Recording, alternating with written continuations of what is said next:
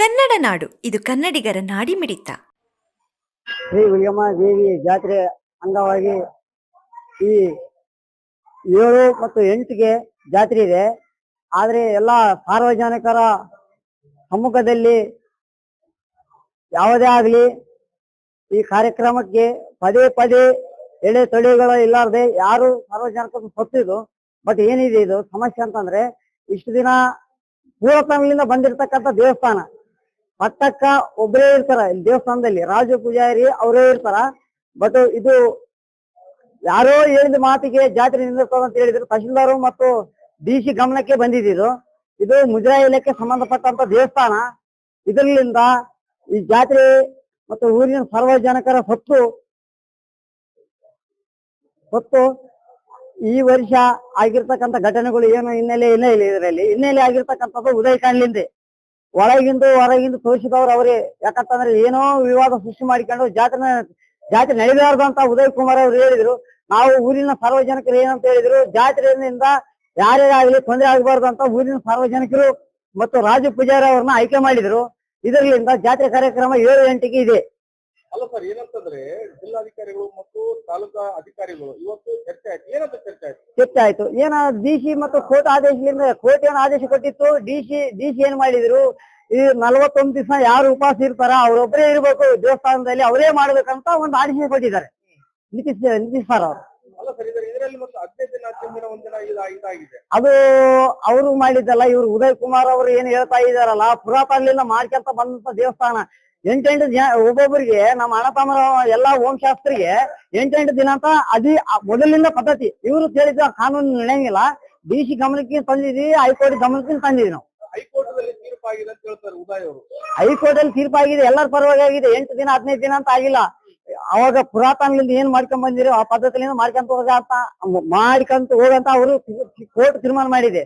ಇವ್ರು ಹೇಳಿದ್ದ ಕೇಳ್ತಾ ಕಾನೂನು ಅಲ್ಲ. ಇದೊಂದು ಈಗ ಅರೋಲಿ ಹುಲಿಗಮ್ಮ ದೇವಸ್ಥಾನ ಸುಸೂತ್ರವಾಗಿ ನಡೀತಾ ಇತ್ತು ಪ್ರತಿ ವರ್ಷ. ಇದರಲ್ಲಿ ರಾಜಕೀಯ ಪಕ್ಷ ಅಡಗಿದೆ ಅಂತ ಹೇಳ್ತಾ ಇದಾರೆ. ಅದೆಲ್ಲ ಸುಳ್ಳು ತಾಕೆ. ಇವರೆಲ್ಲ ಹೇಳ್ತಾ ಇದಾರೆ, ಯಾವ ರಾಜಕೀಯ ಇಲ್ಲ, ಯಾವುದೂ ಇಲ್ಲ, ಸ್ವತಂತ್ರ ಇಲ್ಲ. ಬಟ್ ನಮ್ಮ ಅಣ್ಣತಮ್ಮರ ಹೊಂದಾಣಿಕೆ ಇಲ್ಲದ ಇದು ಸಮಸ್ಯೆ ಆಗಿದೆ. ಅವರೆಲ್ಲ ಮಾಡಿರೋದು ಮಲ್ಲಿಕಾರ್ಜುನ ಪೂಜಾರಿ ಅವರು, ಉದಯ್ ಕುಮಾರ್ ಅವರೇ ಮಾಡಿರೋದು ಇದು ಕತ್ತಲ. ನಮ್ದು ರಾಯಚೂರು ಜಿಲ್ಲಾ ಮಾಣಿ ತಾಲೂಕು ಅರೋಲಿ ಗ್ರಾಮ, ಕುರುಡಿ ಹೋಬಳಿ. ಅರೋಲಿ ಹುಲಿಗಮ್ಮ ದೇವಸ್ಥಾನ ವಂಶ ಪರಂಪರೆ ಒಂದು ಪ್ರಧಾನ ಅರ್ಚಕನ ಮೊಮ್ಮಗ ನಾನು. ನಮ್ಮ ತಾತನ ಹೆಸರು ಮುಸ್ಲಪ್ಪ ಪೂಜಾರಿ ಅಂತ. ಅವ್ರ ಮೊಮ್ಮಗ ನಾನು ಮಾತಾಡ್ತಾ ಇದ್ದೀನಿ. ದಯವಿಟ್ಟು ಇಲ್ಲಿ ನನಗೆ ಬಹಳ ಅನ್ಯಾಯ ಆಗಕತ್ತೈತಿ. ಒಂದು ಹೈಕೋರ್ಟ್ ಆದೇಶ ಇದ್ರು ಸಮೇತ ಜಿಲ್ಲಾ ಆಡಳಿತದವರು ನನಗೆ ಮೋಸ ಮಾಡ್ತಾ ಇದ್ದಾರೆ, ಬಹಳ ಮೋಸ ಮಾಡ್ತಾ ಇದ್ದಾರೆ. ಇವಾಗ ಒಂದು ಹೈಕೋರ್ಟ್ ಆದೇಶಕ್ಕೆ ಒಂದು ಉಲ್ಲಂಘನೆ ಮಾಡಿ ಇವರು ಸೆಕೆಂಡ್ಸ್ನಾಗ ಒಂದು ಆರ್ಡರ್ ಪಾಸ್ ಮಾಡ್ತಾ ಇದ್ದಾರೆ ಅವರು, ಜಿಲ್ಲಾಧಿಕಾರಿ ಅವರು. ಇದರಲ್ಲಿ ಮೇನ್ ಇಂಪಾರ್ಟೆಂಟ್ ಏನಿಲ್ಲ ಸರ್, ಬಹಳ ರಾಜಕೀಯ ಇನ್ವಾಲ್ವ್ ಆಗಕತ್ತೈತಿ. ನನ್ನ ಧಾರ್ಮಿಕ ಒಬ್ಬ ಪೂಜೆ ಮಾಡಕ್ಕ ನನಗೆ ಅವಕಾಶ ಕೊಡ್ತಾ ಇಲ್ಲ ಇವರು ರಾಜಕೀಯದವ್ರು. ರಾಜಕೀಯ ನನಗ್ ಬೇಕಾಗಿಲ್ಲ. ಇಡೀ ಜಗತ್ತು ಬಂದಲ್ಲಿ ತಾಯಿ ಬಲ್ಲಿ ಶರಣಾಗ್ತದ. ಇಲ್ಲಿ ಮೇನ್ ಇಂಪಾರ್ಟೆಂಟ್ ಏನೈತೆ ಅಂತಂದ್ರೆ ರಾಜಕೀಯ ಇನ್ವಾಲ್ವ್ ಆಗಕತ್ತೈತಿ. ಇವಾಗ ಒಂದು ಹೈಕೋರ್ಟ್ ಆದೇಶ ಪ್ರೆಸೆಂಟ್ ಪಿಟಿಷನರ್ ನಾನು, ಒಂದು ಹೈಕೋರ್ಟ್ ಆದೇಶ ಪಿಟಿಷನರ್. ನನಗೂ ಇಲ್ಲಿ ನ್ಯಾಯ ಅಂದ್ರ ಇವಾಗ ನನಗೆ ನ್ಯಾಯ ಕೊಡೋದ ನೆಕ್ಸ್ಟ್ ರೀ. ಒಂದು ಹೈಕೋರ್ಟ್ ಆದೇಶಕ್ಕೆ ಬೆಲೆ ಐತೆ, ಬೆಲೆ ಇಲ್ಲ ಅಂದ್ರೆ ಡಿಸಿ ಮಾಡಿದ್ದೆ ಫೈನಲ್. ಮತ್ತೆ ಹೈಕೋರ್ಟ್ ಹಾಕ್ಬೇಕು,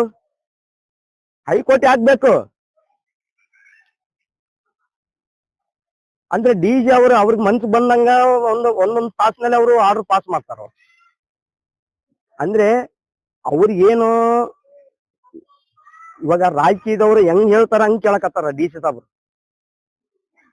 ನನಗೆ ರಾಜಕೀಯ ಬೇಕಾಗಿಲ್ಲ, ನಾನೊಬ್ಬ ಅರ್ಚಕ ಸರ್. ಇದರಲ್ಲಿ ಇವರು ಡಿಸಿ ಅವ್ರು ಯಾಕೆ ನನಗೆ ತೊಂದರೆ ಕೊಡ್ತಾ ಇದಾರ ಅದು ಅರ್ಥ ಆಗ್ತಾ ಇಲ್ಲ ನನಗೆ. ಇವಾಗ ಒಂದು ಮಾನ್ಯ ಉಚ್ಚ ನ್ಯಾಯಾಲಯ ಕಲಬುರಗಿ ಪೀಠದಲ್ಲಿ ನಾನು ರಿಟ್ ಪಿಟಿಷನ್ ಇದೀನಿ. ನಾನು ಆಲ್ರೆಡಿ ಲೈವ್ ನಡೀತಾ ಇದೆ ಕೇಸ್ ಇದು. ಇವ್ರು ಯಾಕೆ ನಂಗೆ ತೊಂದರೆ ಕೊಡ್ತಾ ಇದಾರೆ ಜಿಲ್ಲಾಧಿಕಾರಿ ಅವರು? ಇವತ್ತಿನಿಂದ ನಂದು ಪೂಜೆ ಕಾರ್ಯಕ್ರಮ ಸ್ಟಾರ್ಟ್ ಆಗಿತ್ತು. ಬಟ್ ಇವರು ಒಂದು ಮಾನವಿ ದಂಡಾಧಿಕಾರಿಗಳು ಏನಂದ್ರು, ಇಲ್ಲಪ್ಪ ಡಿಸಿ ಅವರು ಆರ್ಡರ್ ಪಾಸ್ ಮಾಡಿದ್ದಾರೆ, ಅದನ್ನ ನೀನು ಪಾಲಿಸ್ಬೇಕು ಅಂತಿದ್ದಾರೆ ಅವರು. ಆಯ್ತು, ಡಿ ಸಿನೂ ಪಾಲಿಸ್ತೀನಿ. ಮತ್ತೆ ಡಿ ಸಿ ದೊಡ್ಡದ, ಹೈಕೋರ್ಟ್ ದೊಡ್ಡದ? ಡಿ ಸಿ ದೊಡ್ಡದ, ಹೈಕೋರ್ಟ್ ದೊಡ್ಡದ? ನನಗೆ ಒಂದು ಹೈಕೋರ್ಟ್ ನನಗೆ ಪವರ್ ಕೊಟ್ಟ ಮೇಲೆ ಡಿ ಸಿ ಯಾರು ಸರ್? ನನಗ ಡಿ ಸಿ ಯಾರು ನನಗ? ಇವಾಗ ಹೈಕೋರ್ಟ್ ಪಾಲನೆ ನಾನ್ ಮಾಡಕತ್ತೀನಿ, ಡಿ ಸಿ ನಾನು ಪಾಲನೆ ಮಾಡವಲ್ಲ. ನನ್ಗ ಅಲ್ಲಿ ಡಿ ಸಿ ಮಾನ್ಯ ಜಿಲ್ಲಾ ಅಧಿಕಾರಿಗಳು ಏನ್ ಇದಾರಲ್ಲ, ನನ್ನ ವಿರುದ್ಧವಾಗಿ ನನಗೆ ಆರ್ಡರ್ ಪಾಸ್ ಮಾಡ್ತಾ ಇದಾರೆ ಅವ್ರು. ಅಲ್ಲ ಸರ್, ಏನಂತಂದ್ರೆ ಇಷ್ಟೊಂದು ವಿವಾದಾತ್ಮಕ ಯಾಕೆ ಆಗ್ತಾ ಇದೆ? ಅರಳಿ ಹುಲಿಗಮ್ಮ ದೇವಸ್ಥಾನದ ಯಾಕೆ ವಿವಾದಾತ್ಮಕವಾಗಿ ಆಗಿದೆ? ಅದು ಏನಿಲ್ಲ ಸರ್, ಇಲ್ಲಿ ಫುಲ್ ಇಂಪ್ರೂವ್ ಆಗಿದ್ದು ರಾಜಕೀಯ ಇನ್ವಾಲ್ವ್ ಆಗಿದೆ ಇಲ್ಲಿ. First of all Ravi Bosaraju already involve ಇದಾನೆ ಇಲ್ಲಿ. ಅಂದ್ರೆ ಕಾನೂನು ದೊಡ್ಡದ, ಒಂದು ರಾಜಕೀಯ ದೊಡ್ಡದ? ನನಗಿದು ಬೇಕು. ಬಾಬಾ ಸಾಹೇಬ್ ಅಂಬೇಡ್ಕರ್ ಹೇಳಿದ್ದಾರೆ, ಕಾನೂನಾತ್ಮಕವಾಗಿ ಪ್ರತಿಯೊಬ್ಬನಿಗೆ ನ್ಯಾಯ ಸಿಗ್ಬೇಕಂತ ಅಂಬೇಡ್ಕರ್ ಹೇಳಿದ್ದಾರೆ. ಬಟ್ ಇಲ್ಲಿ ನನ್ನ ನ್ಯಾಯ ಸಿಗ್ತಾ ಇಲ್ಲ. ಇಲ್ಲಿ ಇವತ್ತಿನ ದಿನದಲ್ಲಿ ಇವತ್ತು ಚರ್ಚೆ ಆಯ್ತು, ಸರಿ ಅಂತ ಚರ್ಚೆ ಆಯ್ತು. ಏನಿಲ್ಲ ಸರ್, ಅವರು ಚರ್ಚೆ ಏನಾದ್ರು ದಂಡಾಧಿಕಾರಿಗಳು ಬಂದರು, ಅವ್ರು ಏನ್ ಹೇಳಿದ್ರು, ಆಯ್ತು ಸರ್ ಉದಯ್, ಇವತ್ತಿಂದ ಡಿ ಸಿ ಅವರು ಇವತ್ತು ಒಂದು ಆರ್ಡರ್ ಪಾಸ್ ಮಾಡಿದ್ದಾರೆ, ಅದನ್ನ ನೀನು ಪಾಲನೆ ಮಾಡ್ಕೊಂಡು ಹೋಗುವಂತ ದಂಡಾಧಿಕಾರಿಗಳು ಹೇಳಿದ್ದಾರೆ. But the president of tahsildar, ಒಬ್ಬ ದೇವಸ್ಥಾನ ಅಧ್ಯಕ್ಷ ಹೇಳಿದ್ದು ನಾವು ಅದು ನಮ್ಮ ಮನವರಿಕೆ, ನಾನು ಅದು ಅವ್ರ ಅಧ್ಯಕ್ಷರು ಏನ್ ಹೇಳಿರ್ತಾರ ಅದು ನಾನು ಫೈನಲ್ ನಾನು ಮಾಡ್ಕೊಂತೀನಿ. ಬಟ್ ಇಲ್ಲಿ ನನಗೆ ಅನ್ಯಾಯ ಆಗ್ತಾ ಇದೆ. ಇಲ್ಲಿ ಯಾವ ರೀತಿ ಸರ್ ಅನ್ಯಾಯ? ಜಿಲ್ಲಾ ಆಡಳಿತದಿಂದ ನನಗೆ ಅನ್ಯಾಯ ಆಗ್ತಾ ಇದೆ, ಡಿ ಸಿ ಅವರಿಂದ ನನಗೆ ಅನ್ಯಾಯ ಆಗ್ತಾ ಇದೆ. ಅಲ್ಲ ಸರ್, ಈಗ ಇವತ್ತಿನ ದಿನದಲ್ಲಿ ಆದೇಶ ಏನಂತಿದೆ ಅದರಲ್ಲಿ? ಸರ್, ಇಂದು ಆದೇಶ ಜಿಲ್ಲಾಧಿಕಾರಿ ಅವರು ಏನ್ ಮಾಡಿದ್ರು, 21ರಿಂದ 5ನೇ ತಾರೀಕು ರಾಜು ಪೂಜಾರಿ ಮಾಡ್ಲಿ ಅಂತ ಒಂದು ಡಿ ಸಿ ಅವರ ಆದೇಶ ಇತ್ತು. ಬಟ್ ಸಡನ್ಲಿ ಇವತ್ತೊಂದು ಆದೇಶ ತಂದಿದ್ದಾರೆ. ಯಾರು? ನಮ್ಮ ದಂಡಾಧಿಕಾರಿಗಳು, Manvi the president of Huligemma temple ಅಧ್ಯಕ್ಷ ಅವರು, ಡಿ ಸಿ ಅವರು ಈ ರೀತಿ ಆದೇಶ ಕೊಟ್ಟಿದ್ದಾರೆ, ಅದನ್ನ ಪಾಲನೆ ಮಾಡ್ಕೊಂಡು ಹೋಗುವ ಅಂತ ಅಂದಿದ್ದಾರೆ. ಬಟ್ ಅದಕ್ಕೆ ನಾನು ಮನಸ್ಸು ಓದ್ತೀನಿ. ಅಂದ್ರೆ ಅವರು ಡಿ ಸಿ ಅವರು ಮನಸ್ಸು ಬಂದಂಗ ಆದೇಶ, ಇವತ್ತು second D C order change ಆಗ್ತಾ ಇದೆ.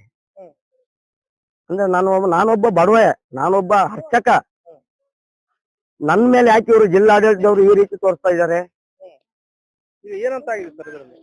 ಏನಿಲ್ಲ, ಆಯ್ತು 11ನೇ ತಾರೀಕು ಇವಾಗ ಫಸ್ಟ್ ಜಿಲ್ಲಾಧಿಕಾರಿ ಅವ್ರು ಏನ್ ಮಾಡಿದ್ರು, 21ರಿಂದ 5ನೇ ತಾರೀಕು ತನ ರಾಜು ಅಂತ ಒಂದು ಆರ್ಡರ್ ಪಾಸ್ ಮಾಡಿದ್ರು.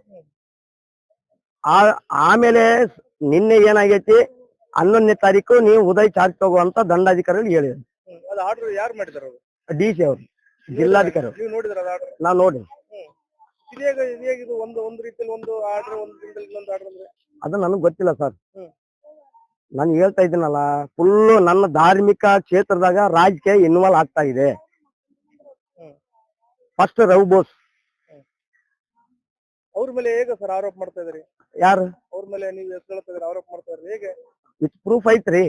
ಏನಂತ, ಯಾವ ರೀತಿ? ಅದೇ ಅವರು ಇವ್ ರವಿ ಬೋಸ್ ಹೇಳ್ದಂಗ ಡಿ ಸಿ ಕೇಳಕತ್ತಾನ, ಡಿ ಸಿ ಹೇಳ್ದಂಗ ತಹಶೀಲ್ದಾರ್ ಕೇಳಕತ್ತಾನ, ತಹಶೀಲ್ದಾರ್ ಹೇಳಿದ್ರು ನಾನ್ ಕೇಳ್ಬೇಕು, ಅರ್ಚಕ ನಾನ್ ಕೇಳ್ಬೇಕಲ್ಲ, ಒಬ್ಬ ಅಧ್ಯಕ್ಷನ ಮಾತು ನಾನ್ ಕೇಳ್ಬೇಕು. ಸಮಗ್ರ ಸುದ್ದಿಗಳಿಗಾಗಿ ತಪ್ಪದೆ ನೋಡಿ ಕನ್ನಡ ನಾಡು ವಾಹಿನಿ.